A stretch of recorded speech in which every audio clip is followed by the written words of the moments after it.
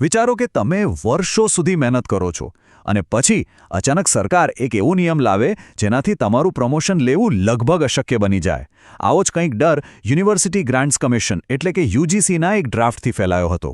તો આજે આપણે એ જ વિવાદાસ્પદ 2025ના ડ્રાફ્ટની વાત કરીશું જેણે આખા એજ્યુકેશન સિસ્ટમમાં ખળભળાટ મચાવી દીધો હતો. હા, પણ આગળ વધીએ એ પહેલાં એક વાત ચોખ્ખી કરી દઈએ.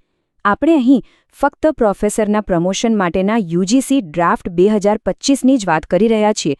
2026ના ઇક્વિટી રેગ્યુલેશન્સની નહીં. એ બંને અલગ બાબતો છે. જરા કલ્પના કરો, તમે વર્ષોથી એક સિસ્ટમ પ્રમાણે ભણાવી રહ્યા છો. તમને ખબર છે કે તમારી કારકિર્દી આગળ કેવી રીતે વધશે, અને પછી અચાનક પ્રમોશનના નિયમો એટલા બધા બદલાઈ જાય કે એને પૂરા કરવા લગભગ ના બરાબર હોય. બસ આ જ ડર હજારો કોલેજ શિક્ષકોને યુજીસીના 2025ના ડ્રાફ્ટને કારણે લાગી રહ્યો હતો. ચાલો ફટાફટ જોઈ લઈએ કે આપણે આ આખી વાતને કઈ રીતે સમજવાના છીએ. સૌથી પહેલાં આપણે એ વિવાદાસ્પદ ડ્રાફ્ટને સમજીશું. પછી અત્યારે જે 2018ના નિયમો ચાલી રહ્યા છે એની સાથે એની સરખામણી કરીશું. ત્યાર પછી આવીશું સૌથી મોટા મુદ્દા પર, એટલે કે પોઈન્ટ 3.8. અને છેલ્લે આપણે જોઈશું કે આનો આટલો બધો વિરોધ કેમ થયો અને આ પ્રસ્તાવનું છેવટે શું થયું. તો ચાલો શરૂઆત કરીએ સીધા એ વિવાદાસ્પદ ડ્રાફ્ટથી. જેવો યુજીસી રેગ્યુલેશન 2025નો મુસદ્દો બહાર આવ્યો, એજ્યુકેશન સર્કલમાં જાણે એક ભૂકંપ આવી ગયો. આ ડ્રાફ્ટમાં સૌથી મોટો અને સાચું કહું તો સૌથી ચિંતાજનક ફેરફાર એ હતો કે એણે 2018ના નિયમોની જે પારદર્શક મેરિટ આધારિત સિસ્ટમ હતી એને જ કાઢી નાખવાનો પ્રસ્તાવ મૂક્યો. અત્યાર સુધી ટેબલ 3A અને 3B દ્વારા કેન્ડિડેટની લાયકાત સ્પષ્ટપણે માપી શકાતી હતી, પણ નવા ડ્રાફ્ટમાં જાણે કે આખી સિસ્ટમ જ ગાયબ કરી દીધી હોય. હવે જરા આ સરખામણી જુઓ. આનાથી આખો મુદ્દો ક્લિયર થઈ જશે. એક બાજુ છે 2018નું રેગ્યુલેશન, જેમાં એપીઆઈ સ્કોર અને કેબલથી એકદમ પારદર્શક રીતે મેરિટ નક્કી થતું હતું, અને બીજી બાજુ 2025નો ડ્રાફ્ટ, જેમાં કોઈ ચોક્કસ મેરિટ સ્કીમ જ નહોતી. આનાથી શું થાત? જે ખરેખર લાયક ઉમેદવારો છે એમને અન્યાય થવાનો પૂરો ચાન્સ હતો. પણ સવાલ એ છે કે આ નવો ડ્રાફ્ટ આટલો બધો કોમ્પ્લિકેટેડ કેમ લાગ્યો? એ સમજવા માટે આપણે પહેલાં એ જોવું પડશે કે જૂની એટલે કે અત્યારની 2018ની સિસ્ટમ કેવી રીતે કામ કરે છે. એનાથી આપણને ખ્યાલ આવશે કે આ ફેરફાર કેટલો મોટો હતો. જુઓ, 2018ની જે સિસ્ટમ હતી એમાં CAS પ્રમોશનનું કામ એકદમ સીધું સાદું હતું. શિક્ષકોએ મુખ્યત્વે પોતાના લેક્ચર્સ, અમુક બીજી એકેડેમિક એક્ટિવિટીઝ અને એક સારો સંતોષકારક સ્કોર મેન્ટેન કરવાનો રહેતો હતો. કરિયરમાં આગળ વધવા માટેનો રસ્તો એકદમ સ્પષ્ટ હતો. અને હવે આપણે આવીએ છીએ આખા ડ્રાફ્ટના એ ભાગ પર જેણે સૌથી વધુ હોબાળો મચાવ્યો. પોઈન્ટ 3.8. ડ્રાફ્ટમાં એક નવો શબ્દ ઉમેરાયો, નોંધનીય યોગદાન, એટલે કે નોટેબલ કોન્ટ્રીબ્યુશન્સ. આનો મતલબ એ હતો કે હવે પ્રમોશન માટે ખાલી સારું ભણાવવું કે રિસર્ચ પેપર લખવા પૂરતું નથી, તમારે કંઈક નોંધનીય કરવું પડશે. અને આ છે એ 9 નોંધનીય યોગદાનની લિસ્ટ. હવે જુઓ, કાગળ પર તો આ બધું બહુ સારું લાગે. હેતુ કદાચ એ જ હશે કે શિક્ષણને વધારે પ્રેક્ટિકલ બનાવવામાં આવે, રાષ્ટ્રીય શિક્ષણ નીતિ સાથે જોડવામાં આવે. પણ વાસ્તવિકતા શું છે? કોલેજના પ્રોફેસરો પર પહેલાંથી જ ભણાવવાનું અને એડમિનિસ્ટ્રેશનનું એટલું બધું કામ હોય છે કે બીજું કંઈ વિચારવાનો સમય જ ક્યાં મળે? એવામાં આટલી બધી નવી અપેક્ષાઓ રાખવી એ થોડું વધારે પડતું ન કહેવાય? ચલો એક ઉદાહરણથી સમજીએ.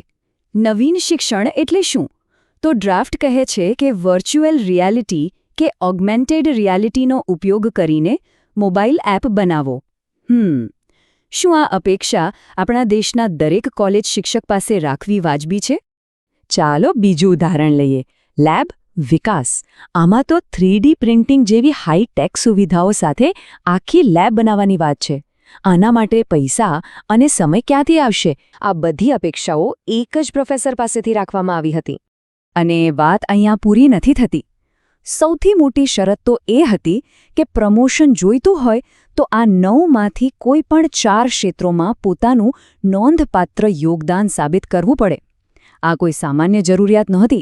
આ એક એવી શરત હતી જે મોટાભાગના લોકો માટે પૂરી કરવી શક્ય જ નહોતી. ચાલો એક ઉદાહરણથી સમજીએ. આ 7મો માપદંડ જુઓ. આના મુજબ પ્રોફેસરે સ્વયં જેવા પ્લેટફોર્મ માટે વિડિયો લેક્ચર્સ અને કન્ટેન્ટ બનાવવું પડે.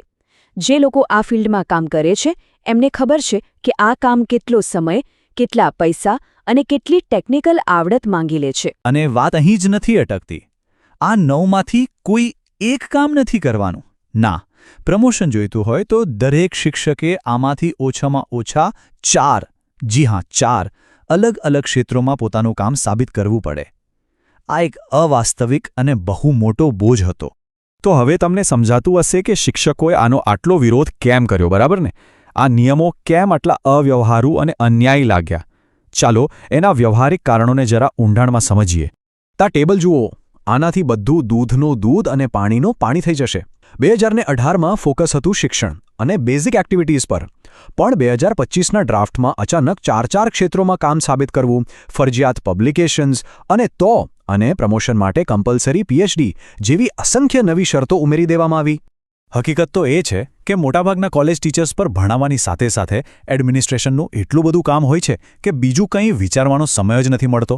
હવે એવામાં કોઈ એમ કહે કે સ્ટાર્ટઅપ શરૂ કરો, એના માટે ફંડિંગ લાવો કે પછી મૂક્સ બનાવો, તો એ એમના માટે રેગ્યુલર ડ્યુટીથી માઇલો દૂરની વાત છે. આ અહીં જ નથી અટકતી.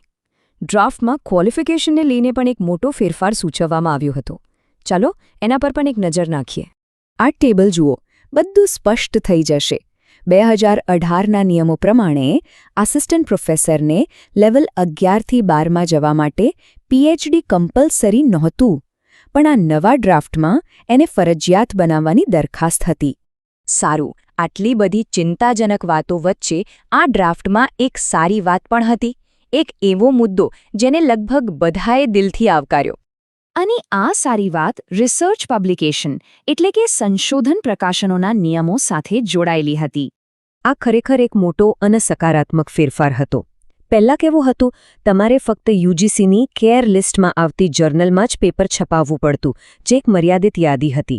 પણ નવા ડ્રાફ્ટમાં કહેવાયું કે કોઈપણ પિયર રિવ્યૂ જર્નલ ચાલશે, એટલે કે જે તે વિષયના નિષ્ણાતો દ્વારા જેની સમીક્ષા થઈ હોય. આનાથી રિસર્ચ કરનારાઓને ઘણી મોટી રાહત મળી. તો આટલા બધા વિરોધ અને ચર્ચાઓ પછી આખરે આ ડ્રાફ્ટનું શું થયું? અત્યારે એની શું સ્થિતિ છે? થયું એવું કે આખા દેશના પ્રોફેસરો અને કેટલીક રાજ્ય સરકારોએ પણ આનો જોરદાર વિરોધ કર્યો. અને આ પ્રતિસાદને કારણે યુજીસીએ 2025ના આ ડ્રાફ્ટને હાલ પૂરતો હોલ્ડ પર મૂકી દીધો છે. આને શૈક્ષણિક સમુદાયના એકજૂથ અવાજની જીત કહી શકાય. પણ એક વાત યાદ રાખવા જેવી છે. આ ડ્રાફ્ટને માત્ર અટકાવવામાં આવ્યો છે, રદ નથી કરવામાં આવ્યો. મતલબ કે તલવાર હજી પણ લટકી રહી છે. અને આનાથી એક મૂળભૂત સવાલ ઊભો થાય છે. શૈક્ષણિક પ્રમોશનના નિયમો ખરેખર કેવા હોવા જોઈએ? એવા જે પારદર્શક હોય, ન્યાયી હોય અને સૌથી અગત્યનું, શિક્ષકોની વાસ્તવિક પરિસ્થિતિને સમજતા હોય. આના પર વિચારવું ખૂબ જ જરૂરી છે.